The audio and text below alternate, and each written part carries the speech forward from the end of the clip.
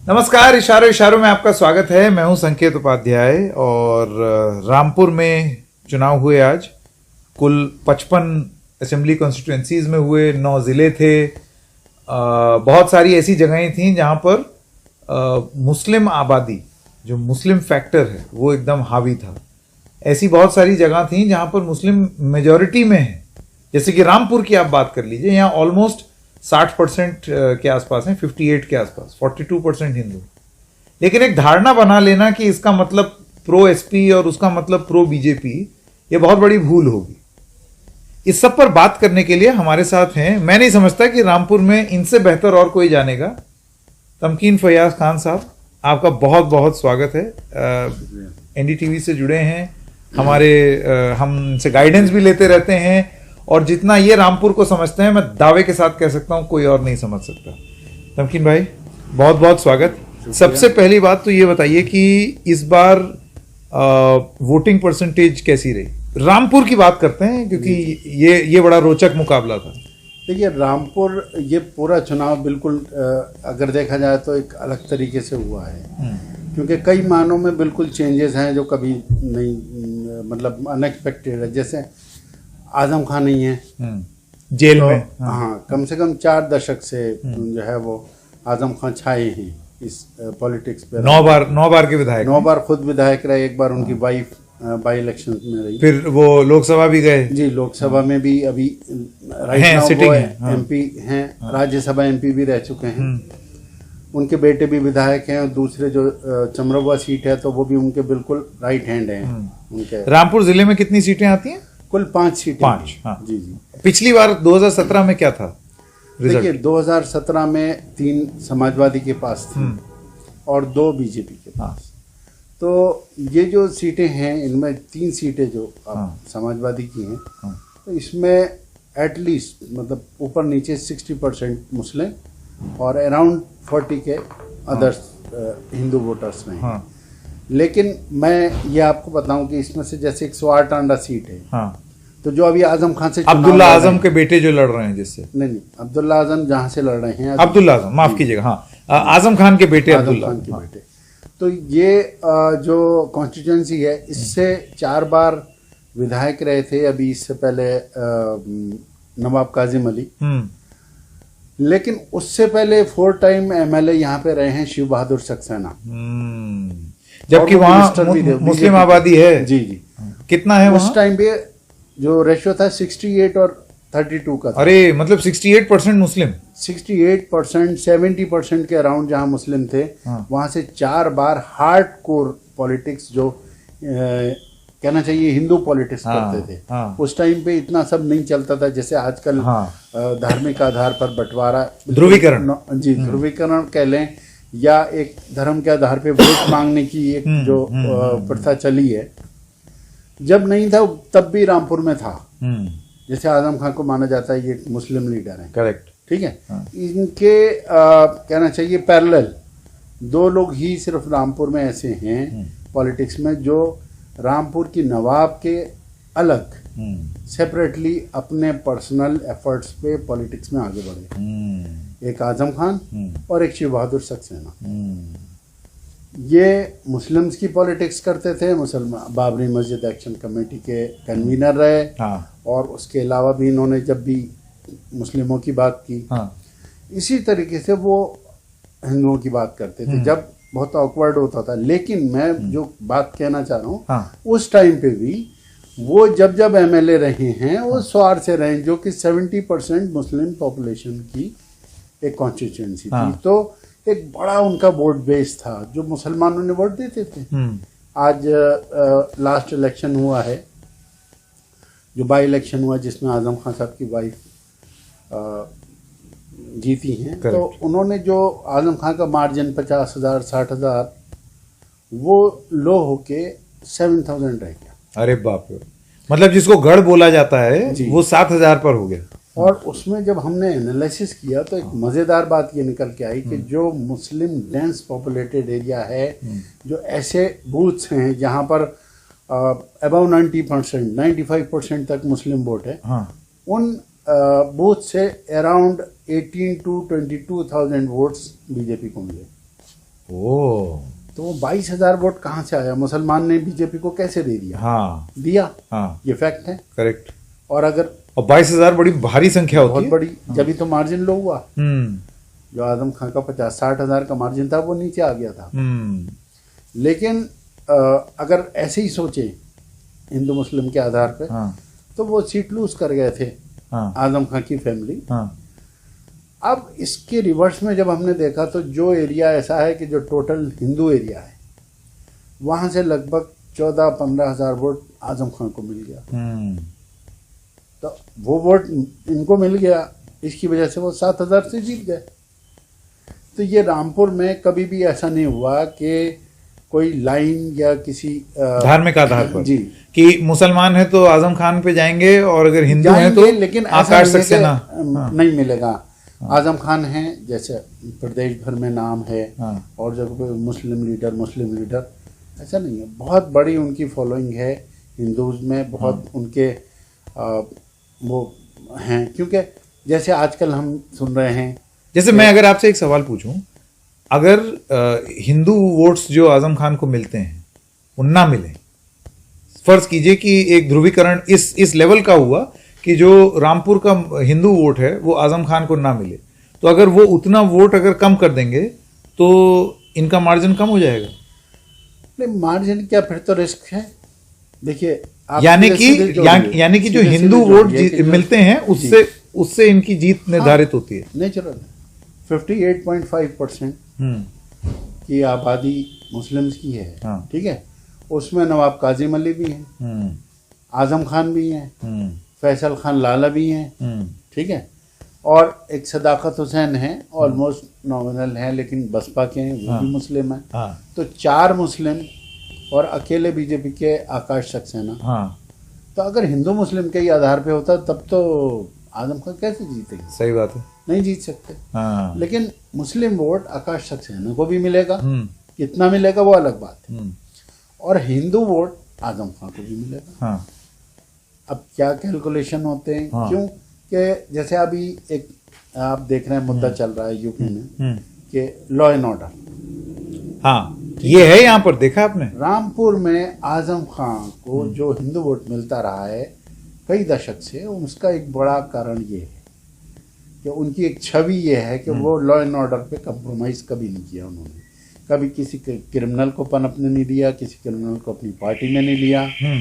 Even ये कि कई एनकाउंटर उस टाइम में भी हुए जब एनकाउंटर बहुत आसान चीज नहीं माना जाता था।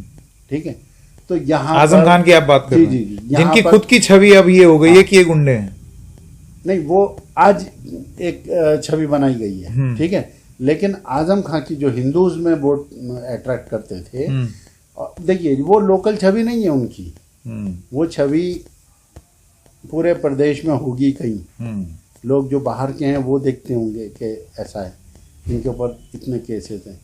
यहाँ लोकल में उनकी जो छवि थी वो ये थी कि आजम खान के टाइम में देखिए बिजनेस मोस्टली हिंदूज के पास है, बड़े बड़े काम हैं, मेहनता के बिजनेसेस हैं, पेट्रोल पंप हैं, ज़मीनों के काम हैं, कंस्ट्रक्शन के। तो उन लोगों को कभी एक भी नॉट अ सिंगल इंसिडेंट ऐसा हुआ 1-2 लोगों ने पर्चा भेज दिया था इसके फिरौती का। तो उस टाइम पे कोई और सरकार थी, तो यहाँ हैवक हो गया, कह रही ये क्या हुआ, पर्चे आने लग गए। मेन टाइम सरकार चेंज हुई और जब आजम खान आए तो उस पर बहुत सख्ती से उन्होंने एक्शन लिया, और जिन लोगों ने भेजे थे या जिनका नाम था उसमें, उनको पुलिस ने काफ़ी पीछा किया। इवन ये कि एक आध का इनकाउंटर भी हुआ। अच्छा, तो एक उनकी जनरल परसेप्शन ये था कि भाई देखो पेट्रोल पंप वाला है कोई, एक तो ये कि उनके ऊपर ये आरोप नहीं था, कई और नेता ऐसा करते हैं, गाड़ी गई पेट्रोल डलवाया, बोले ठीक है आ जाएंगे पैसे, अब कौन मांगेगा विधायक जी से। तो आजम खान पे ऐसा कोई आरोप नहीं था कि उन्होंने पैसा किसी का लेके और गायब कर दिया, मतलब बिल ना दिया, खाना भी खाने कहीं गए पैसे दे दिए, किसी से कोई सामान लिया तो उसका पेमेंट किया। तो ये एक जनरल पर, उसी की वजह से हिंदू कहते हैं अरे भाई हमें क्या नुकसान है। हमें तो ये रामपुर की छवि है उनके बारे में। की बात हाँ, अब बाहर भले और अच्छा, अब ये जो बातें हो गई, किताब चोरी, जी जी गाय भैंस चोरी, ये सब जो आरोप उन पर लगे हैं जिसकी वजह से वो जेल में हैं, जी जी मैं वो आपसे जानना चाहता हूँ कि उसका क्या इम्पैक्ट है यहाँ पर रामपुर में। देखिए, वो जो आरोप लगे हैं वो एक उनका एक जो यूनिवर्सिटी है ना, उसको लेकर एक वो बनाया गया है कि जैसे यूनिवर्सिटी में उनकी जो बुक्स थी, ठीक है, वो एक पर्टिकुलर या कुछ सामान था। अब एक मुझे वाकया याद आता है, रामपुर क्लब हुआ करता था यहाँ पे पुराने ज़माने में। स्टेट के टाइम में एक इंडिविजुअल कहना चाहिए, उसकी बॉडी थी, अपना उसका स्टेटस था रामपुर क्लब का, उसके मेंबर्स थे, उसकी प्रॉपर्टी थी। आजम खान ने उस को जो है वो डिमोलिश कर दिया और उसकी प्रॉपर्टी पे एक्वायर करने के बाद कैसे की वो एक अलग इशू है। वहाँ पर गेस्ट हाउस बना दिया सरकारी, ठीक है। तो वहाँ पे 2 लॉयंस थे, शेर, जो एक साइड में लगे हुए थे, जो कोई जाता था गेट पे तो किधर शेर बैठा है, किधर शेर। तो वो शेर वहाँ से गायब हो गया, तोड़ गया। उसके काफ़ी दिन के बाद ऐसा हुआ कि वो शेर जो है वो यूनिवर्सिटी के अंदर लगे हुए।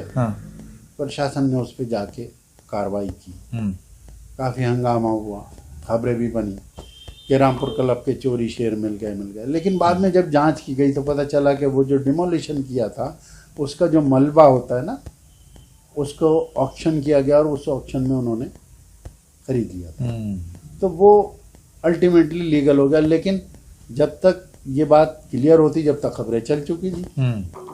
बहुत सी ऐसी चीज़ें भी हैं जिसमें उन्होंने जो उन पे आरोप हैं वो आरोप हैं, जैसे कि ये शेर का मैंने आपको बताया। लेकिन अगर उसके डीप में गए तो पता चला कि वो ऐसा हुआ। अभी जैसे ये किताब चोरी में आकाश सक्सेना, आज जब हम गए थे सुबह बात करने, तो उनका ये कहना था, आपको पता है वो कौन सी किताब है? 500 साल पुरानी कुरान है जो उन्होंने चुराई है। जी जी। तो ऐसी वैसी ये नहीं कि उन्होंने कोई लाइब्रेरी की किताब ले ली हो। वो एक पॉलिटिकल उनका एक अंदाज था कहने का। और ये आजम खान साहब का भी ये रहा कि वो अपने अपोनेंट के ऊपर एक ऐसा आरोप लगाते थे कि जिसका कुछ पता नहीं, कोई फिर सारा इलेक्शन सफाइयाँ देने में निकल जाता था। आजम खान लगाते थे। जी जी। यही चीज सक्सेना जी ने करी।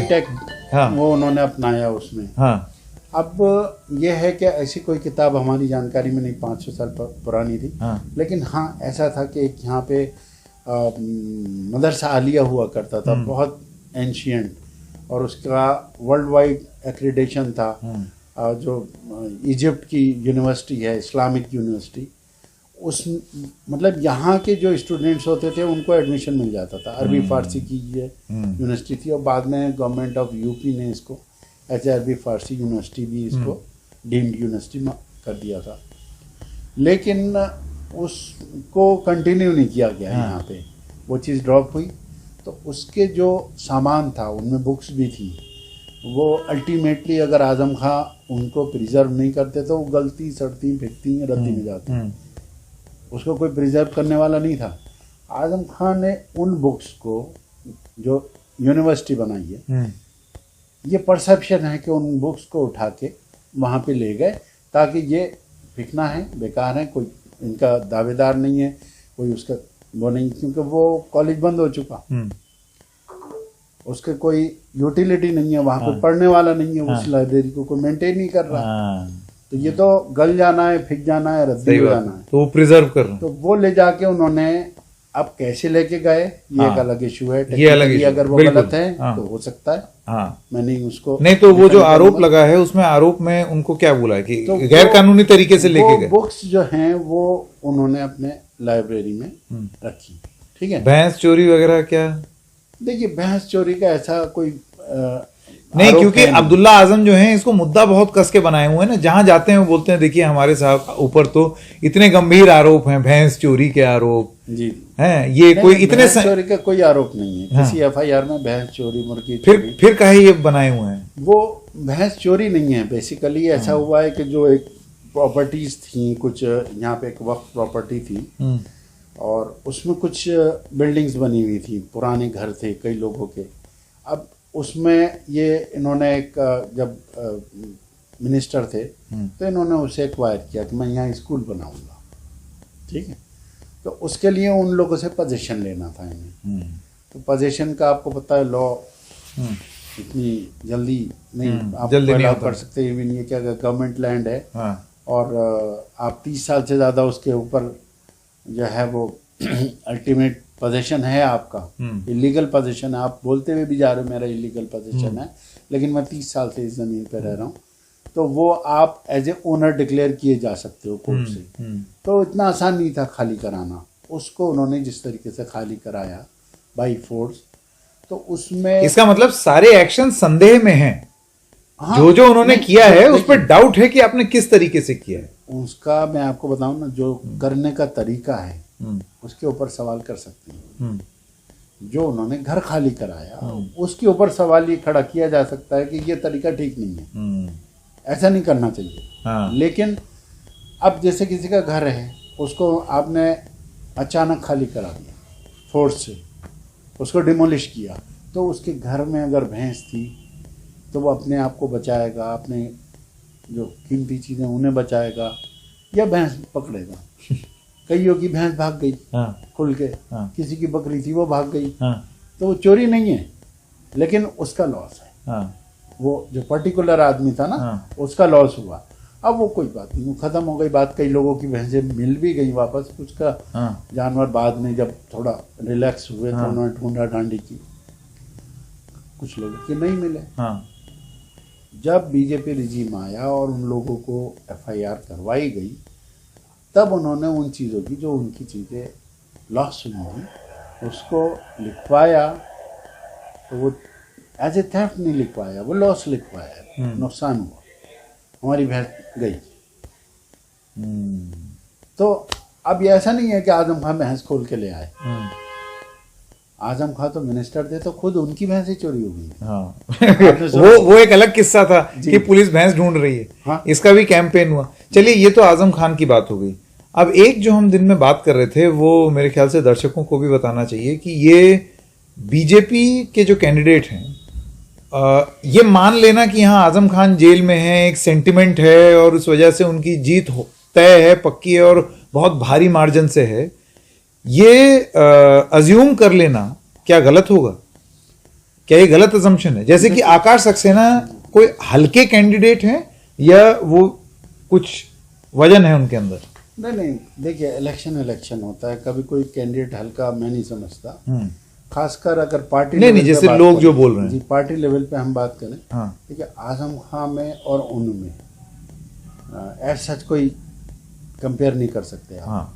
क्योंकि आजम खान उनके फादर के टाइम के, उनकी जो स्टैंडिंग है, पॉलिटिकल स्टैंडिंग है, उनका कद जो है वो बहुत बड़ा है। लेकिन पार्टी पे अगर आप देखें तो बिल्कुल ऐसा है जैसे एक बंदा AK-47 या ऑटोमेटिक मशीन गन लिए खड़ा है लड़ने के लिए, और कोई बंदा तलवार लेके उसका मुकाबला करने खड़ा हो जाए। तो समाजवादी पार्टी का जो नेटवर्किंग है, जो टेक्निकल और कहना चाहिए IT इनका है, और बीजेपी का जो सिस्टम है, इतना ही फर्क है जैसे कोई मशीन गन और तलवार। ये 50 मशीन गन कौन है, तलवार कौन है? मशीन गन बीजेपी की, मतलब व्यवस्था बनाने, ये बात तो पॉलिटिकल उनका एक चीज का एनालिसिस है, एक बूथ का एनालिसिस है। उनके पास वोटर लिस्ट है, वोटर लिस्ट बनने से पहले से जो उसकी स्टेजेस होती हैं, हर स्टेज पे उनका बंदा खड़ा हुआ है, इसका वोट काटो, इसका बढ़ाओ, इसका कम करो। इसमें भी तो सवाल उठते हैं, इसमें भी नहीं, इसमें भी तो सवाल उठते हैं कि ये बीजेपी कर कैसे रही है, क्या दुरुपयोग कर रही है? नहीं, देखिए, जो पावर है, पावर को अगर आपको हासिल करना है तो साम दाम दंड भी, और वो बीजेपी लगी हुई है उसमें। पॉलिटिकल जो सिस्टम है, अगर उसकी कुछ खामियां हैं तो उनमें ये भी है। बिल्कुल ठीक है, लेकिन हम इस पे बीजेपी को ब्लेम नहीं कर सकते। ये उनका गलत या सही राइट है। नहीं, ये वो वाली बात बताइए जो आप कह रहे थे कि करना है आप। नहीं, आप जो वाली बात बता रहे थे कि बीजेपी की तो पूरी व्यवस्था है, मल्टी लेयर। सपा में क्या है? सपा में सिर्फ भाषण। आप बताइए, आज मतलब आजम खान जो है वो अपने अकेले आजम खान की बात नहीं कर रहा, मैं ऑल ओवर यूपी बात कर रहा हूँ। कोई सिस्टम नहीं है, कितने तो कैंडिडेट बनाए गए, बिगाड़े गए। गठबंधन लास्ट आवर्स में हो रहे हैं। गठबंधन खाली ऐसे नहीं होता कि सीट का गठबंधन या जाति का गठबंधन, विचारधारा का भी होता है। ऐसा नहीं होता कि आप हर एक से गठबंधन कर सकते हो या नहीं कर सकते हो। बीजेपी का जो सिस्टमेटिक हिसाब है उसके मुकाबले ये सब सेंटिमेंटल हैं। इनका वोटर बस नारेबाजी करके खुश मगन, जीत गया। अभी से घोषणा हो गई, कई लोग बैठे हुए सोच रहे हैं वो मंत्री ये बनेगा, लेबर मिनिस्टर वो होगा। ये क्या है? आप चुनाव से पहले अगर आप गौर से देखें तो हर स्टेज पे बीजेपी ने मेहनत करी है। बीजेपी के जो टॉप गन्स हैं, जो मजबूत लोग हैं, इवन अमित शाह जी हैं, राजनाथ सिंह जी हैं, उस लेवल के आदमी को जब यूपी भेजा जाता है चुनाव से पहले फॉर बिफोर, अरे बूथ तो संभाल रहे थे भाई। मैं यही कहने वाला था कि वो उनको बूथ का इंचार्ज बना रहे हैं आप। तो ये क्या है? अगर उनको देखा था कम से कम उन्हें देख के कर सकते थे।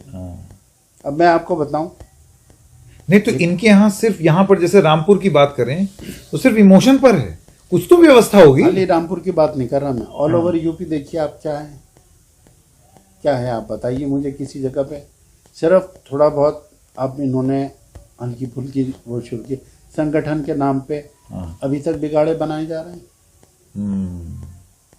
आप एक कैंडिडेट जिसको आप बिल्कुल लास्ट आवर में फाइनलाइज कर दो। लास्ट आवर में तो बीजेपी भी कर रही है ना बीजेपी कर रही है, लेकिन बीजेपी का संगठन अलग है। हाँ, वो संगठन की बैकिंग है और सिस्टम है, व्यवस्था है। मोदी जी के नाम पे वो वोट मांगते हैं अपनी आइडियोलॉजी के नाम पे, और वो मुद्दे अपने बनाते हैं। उनके अंदर इतना दम है।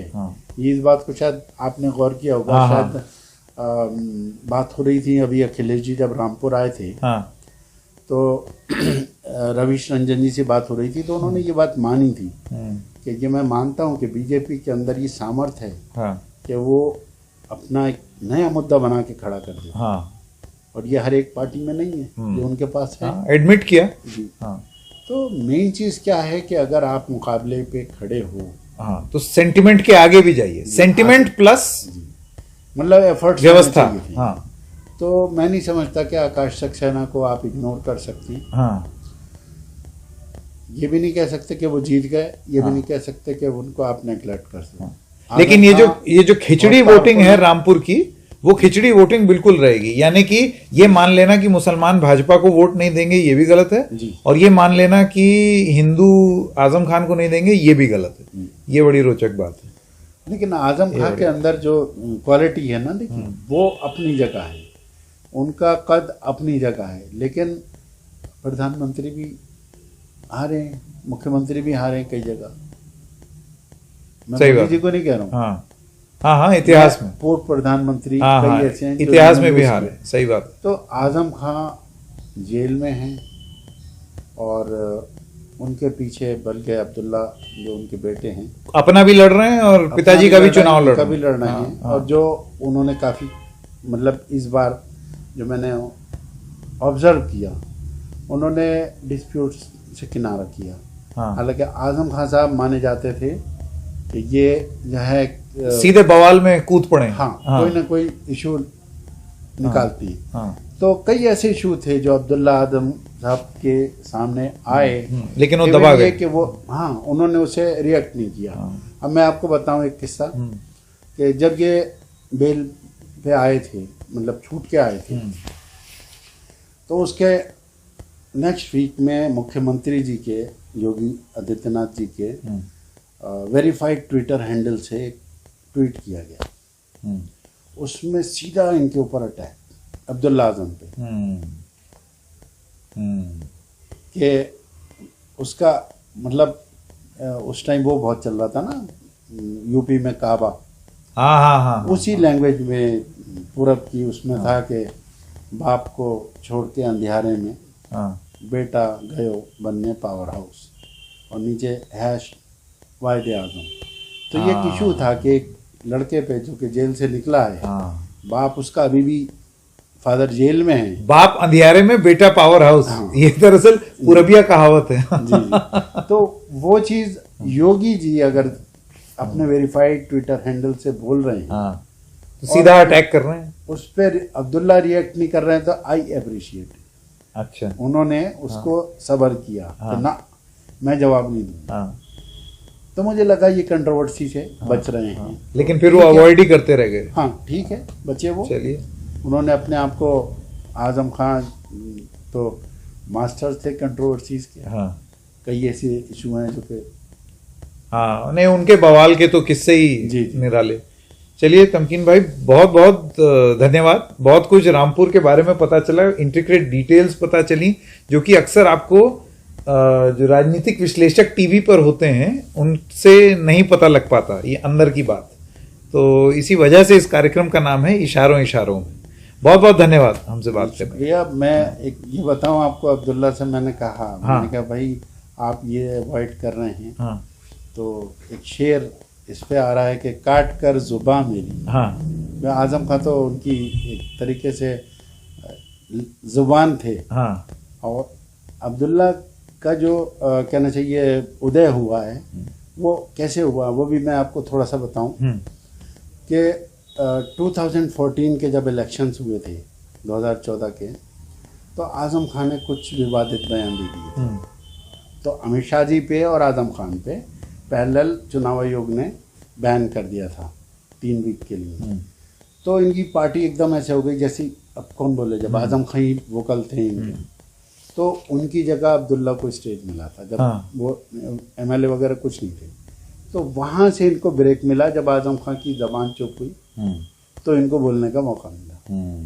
तो एक शेर था इनके उस पर कि काट कर जुबां मेरी कह रहा है वो जालिम, अब तुम्हें इजाजत है हाल दिल सुनानी। तो कुछ ऐसी स्थिति है।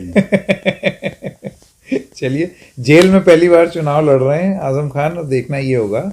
यहाँ पर 2 द्वार हैं, मैं आप लोगों को बता दूं, एक है बाब हयात और एक है बाब निजात। तो बाब रामपुर में आजम खान आएंगे या नहीं आएंगे, ये 10 मार्च को पता चलेगा। बहुत बहुत धन्यवाद हमारे साथ जुड़ने के लिए। तो आज इशारों इशारों में बस इतना ही। हम फिर मिलेंगे किसी और मुद्दे के साथ, तब तक के लिए नमस्कार।